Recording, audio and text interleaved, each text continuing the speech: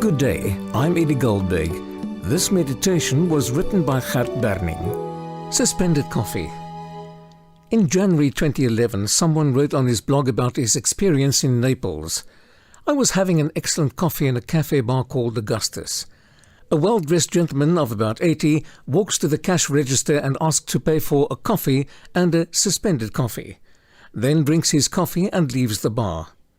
I just had to ask the man at the register what in the world is a suspended coffee. So he patiently explained, many gentlemen had lost everything they had and couldn't even afford a coffee. Since the black hot liquid pleasure is not considered a treat, but rather a basic human right in the life of any Neapolitan, those gentlemen who could still afford to have one made it a habit of paying for two. One they drank, the other was credited to be had by the first less fortunate ex-soldier who would casually walk into the bar. The donor and the recipient would remain anonymous to each other to protect generosity, self-respect, and the pleasure of coffee after their hardships. The recipient enters the coffee shop without having to lower his self-esteem. He does not have to beg for coffee. The tradition with the suspended coffees started in Naples, but it has spread all over the world. Whether the people who pay for the suspended coffee are Christians or not, certainly it's the kind of attitude that Jesus would desire.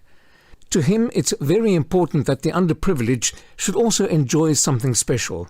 He said, when you give a lunch or a dinner, do not invite your friends or your brothers or your relatives or your rich neighbors, for they will invite you back, and in this way you will be paid for what you did.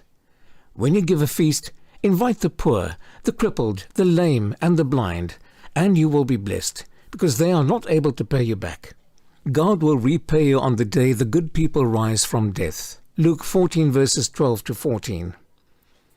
Businesses who participate in the Suspended Coffee Project do it in a way that the receiver doesn't know who the donor was. Jesus said, "Be careful not to practice your righteousness in front of people in order to be noticed by them. But when you give to the poor, don't let your left hand know what your right hand is doing, so that your giving may be done in secret. And your Father, who sees in secret, will reward you." Matthew 6 verses 1 to 4.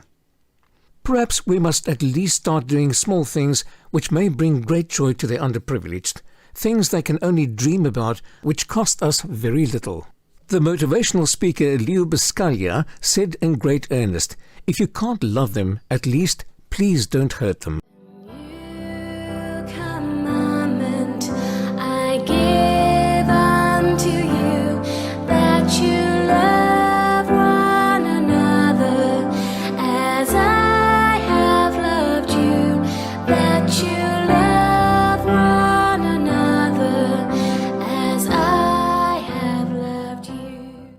Dear Father, help us to be kind-hearted and friendly.